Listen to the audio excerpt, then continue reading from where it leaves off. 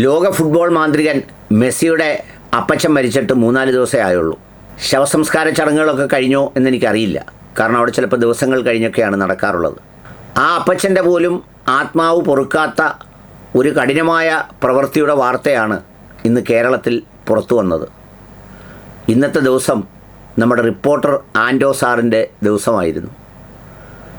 സാധാരണ നമ്മൾ ബമ്പർ അടിക്കുന്നത് പോലെ, സാധാരണ ലോട്ടറി അടിക്കുന്നത് പോലെയല്ല, ബമ്പർ അടിക്കുന്ന വൻ തുകയുടെ ബമ്പർ അടിക്കുന്നത് പോലെയുള്ള വൻ ബമ്പറാണ് ഇന്ന് ആൻഡോ സാറിന് കിട്ടിയത്. ആൻഡോ സാറിൻ്റെ ഈ കിട്ടക്കത്തിൽ ഒരുപോലെ UDF പാർട്ടികളിലെ അനുയായികളും സൈബർ ആളുകളും BJPയുടെ സൈബർ ആളുകളും സന്തോഷിക്കുന്നുണ്ടാവും എന്നത് ഉറപ്പാണ്.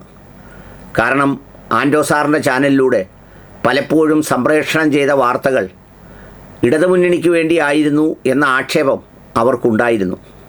സാക്ഷാൽ നമ്മുടെ അരുൺകുമാർ സാറിൻ്റെ ഇലക്ഷൻ പ്രവചനം അടക്കം എൻ്റെ ടേക്കവേ 75 ആ ടേക്കവേ 80 വരെ പോകാം, ആ ടേക്കവേ എങ്ങാണ്ടോട്ട് പോകുന്നു എന്നൊക്കെ പറഞ്ഞ് നടത്തിയതെല്ലാം അവരുടെ അനുയായികളെ വല്ലാതെ ദേഷ്യത്തിലും ഒക്കെ ആക്കിയിരുന്നു എന്ന് മാത്രമല്ല, ഈ റിപ്പോർട്ടർ ചാനലിലെ ചില സജീവ വാർത്താ അവതാരകരുടെ ഒക്കെ അവതരണവും ഏതാണ്ട് ഈ രണ്ട് രാഷ്ട്രീയ പാർട്ടികൾക്കും ഒരുപോലെ കൊള്ളുന്നതായിരുന്നു എന്നതുകൂടി ചേർത്ത് വായിക്കുമ്പോഴാണ് ഇന്ന് വന്ന ഈ ബമ്പറടിയിൽ അവരുടെ സന്തോഷം കൊണ്ട് ഫേസ്ബുക്ക് മുഖാന്തരം എൻ്റെ ഫോണൊക്കെ കിടന്ന് കുലുങ്ങുക.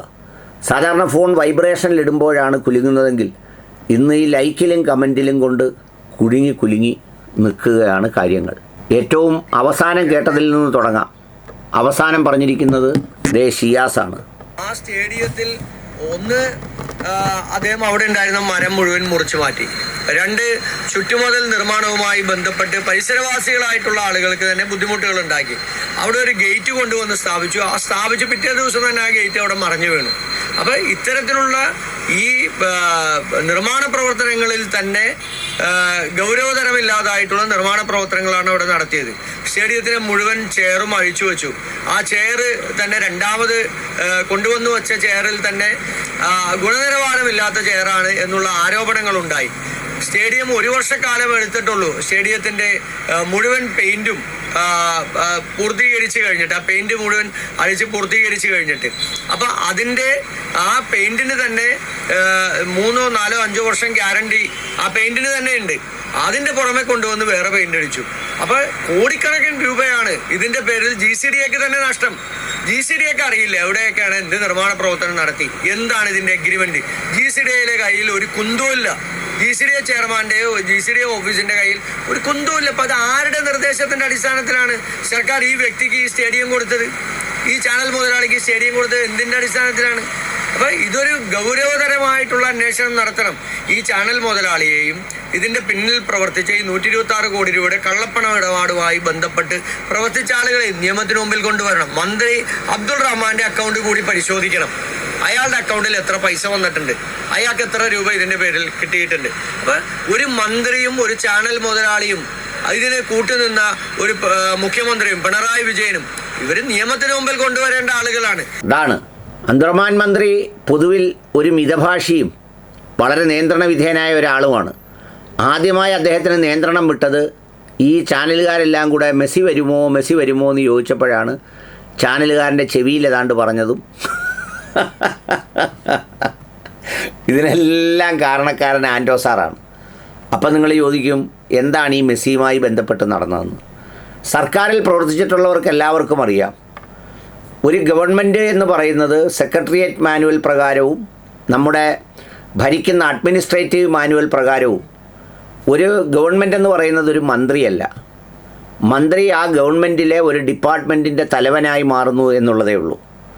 ഒരു മന്ത്രിക്ക് മാത്രമായി നേരിട്ട് എന്തെങ്കിലും കത്തിടപാടുകൾ, അതിൻ്റെ ബാക്കപ്പ് ഫയലുകളൊന്നുമില്ലാതെ, ബന്ധപ്പെട്ട വകുപ്പിൻ്റെ കൺകറൻസ് ഇല്ലാതെ, അവിടെ നിന്നൊരു പേപ്പർ ഒറിജിനേറ്റ് ചെയ്യാതെ ഒരു ഗൗരവമായ കാര്യത്തിൽ എന്തെങ്കിലും തരത്തിലുള്ള മെയിലുകൾ അയക്കാനോ അല്ലെങ്കിൽ അത്തരം കാര്യങ്ങളോ ചെയ്യാൻ കഴിയുന്നതല്ല. ഇപ്പോൾ ഈവൻ ഒരു നിവേദനം കൊടുത്താൽ പോലും ബന്ധപ്പെട്ട സെക്രട്ടറിയോട് പറഞ്ഞ് അങ്ങനെ ഒരു നിവേദനം ഡ്രാഫ്റ്റായി പുട്ടപ്പ് ചെയ്ത് മന്ത്രിക്ക് വന്ന് അങ്ങനെയൊക്കെയാണ് പോകാറുള്ളത്. അല്ലെങ്കിൽ വെറുതെ പൊളിറ്റിക്കലായ കാര്യങ്ങൾ മാത്രമായിരിക്കണം. ഇത് മെസ്സിയെ കൊണ്ടുവരിക എന്ന് പറയുന്നത് വിദേശകാര്യ നയവുമായി ബന്ധപ്പെട്ട നിയമപരവും സാമ്പത്തികവുമായി ബന്ധപ്പെടുന്ന ഒരു പ്രധാനപ്പെട്ട കാര്യമാണ്. അതിലെ സ്പോർട്സ് അങ്ങ് അവഗണിക്കാമെന്ന് വെച്ചു. പക്ഷേ നിയമപരവും സാമ്പത്തികവുമായ കാര്യങ്ങൾ കൺകർ ചെയ്യണ്ടേ? ഇദ്ദേഹം വരുന്നതിന് എത്ര കോടി രൂപ ചിലവാകും, എന്തൊക്കെയാണ് അതിൻ്റെ നിയമപരമായ ബാധ്യതകൾ? ഇതിങ്ങനെ ഒന്നുമില്ലാതെ പാവപ്പെട്ട അദ്രമാ മന്ത്രി ഇതിൽ ആവേശഭരിതനായി മെയിലുകൾ നിരവധി അദ്ദേഹത്തിൻ്റെ ഓഫീസുമായി ബന്ധപ്പെട്ട് ഇങ്ങനെ അയച്ചുകൊണ്ടേയിരുന്നു എന്നാണ് പറയുന്നത്. താഴെയുള്ളവരാരും ബന്ധപ്പെട്ടില്ല. പിന്നെ 2 മീറ്റിങ്ങുകൾ നടന്നു. ഒരു മീറ്റിംഗ് മുഖ്യമന്ത്രി നടത്തിയത്രേ, മറ്റൊന്ന് ചീഫ് സെക്രട്ടറി നടത്തിയത്രേ. ഈ 2 മീറ്റിങ്ങുകളാണ് പിന്നെ നടന്ന 2 കാര്യങ്ങൾ. ഈ 2 മീറ്റിങ്ങുകളും നടത്തി ഇതിൻ്റെ മിനിറ്റ്സും മറ്റേതും മറിച്ചതും ഒക്കെ ഉണ്ടാക്കി എന്നുള്ളതിനപ്പുറത്ത് വേറെ ഫയലുകളൊന്നും തന്നെ കാണാനില്ലെന്നാണ് ഇന്ന് രാവിലെ മുതൽ വരുന്ന റിപ്പോർട്ടിൽ കാണുന്നത്. അതിനേക്കാൾ ഏറ്റവും ഗൗരവമായൊരു കാര്യം, ഈ ഫെമ പ്രകാരം വിദേശ രാജ്യത്തേക്ക് പണം കൊണ്ടുപോകാനുള്ള അനുമതി വാങ്ങി. ആ പണം കൊണ്ടുപോയോ, എത്ര പണമാണ് കൊണ്ടുപോയത്, ആർക്കെങ്കിലും കൊടുത്തോ തുടങ്ങിയതിനെ സംബന്ധിച്ചുള്ള വിവരങ്ങളൊന്നും ലഭ്യമല്ലാത്രേ. ഇതിനെ സംബന്ധിച്ച് കേന്ദ്ര സർക്കാരിന് കത്തെഴുതിയപ്പോൾ അവർ കൊടുത്ത മറുപടി, സ്പോർട്സ് എന്ന നിലയിൽ ഒരു സ്പോർട്സ് താരത്തെ കൊണ്ടുവരുന്നതിനെ ഞങ്ങൾ എതിർക്കുന്നില്ല, പക്ഷേ അതിൻ്റെ ബാക്കിയുള്ള നിയമപരവും സാമ്പത്തികവുമായ കാര്യങ്ങളൊക്കെ സ്റ്റേറ്റ് കൺകർ ചെയ്തോണം എന്നാണ് പറഞ്ഞത്.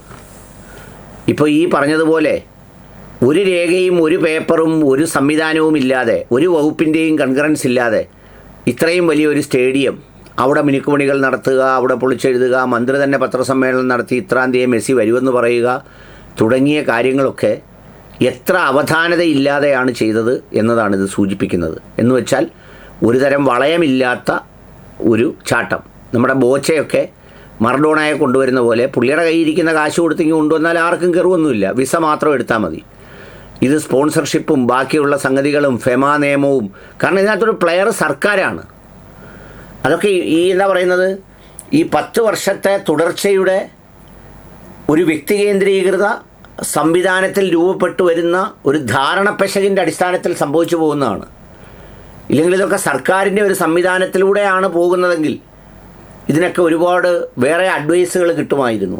നേരിട്ട് റിപ്പോർട്ടർ ചാനലുകാരന് മെസ്സിയെ കൊണ്ടുവരാം, ആർക്കും കണക്ക് കൊടുക്കണ്ട, ആകെ ഈ ഇതിൻ്റെ സ്പോൺസർഷിപ്പിൻ്റെ ഫിനാൻഷ്യൽ റൂൾസ് മാത്രം നോക്കിയാൽ മതി. ഇതൊരു സ്റ്റേറ്റിൻ്റെ മന്ത്രിയാണ് ഇതിൻ്റെ കൺകറൻസും കത്തിടപാടുകളും ഒക്കെ നടത്തുന്ന രീതിയിലേക്ക് ഉള്ളൊരവസ്ഥയാണ് എത്തിയതെന്നാണ് ഈ റിപ്പോർട്ടിൽ നിന്ന് വായിക്കുമ്പോൾ മനസ്സിലാവുന്നത്.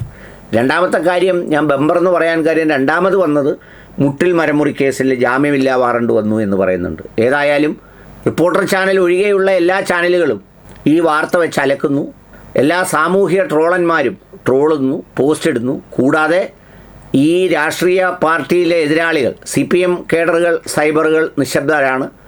പക്ഷേ ബാക്കി 2 സൈബറിടങ്ങളിലും ഇത് ആഘോഷിക്കുകയാണ്, സുഹൃത്തുക്കളെ, ആഘോഷിക്കുകയാണ്.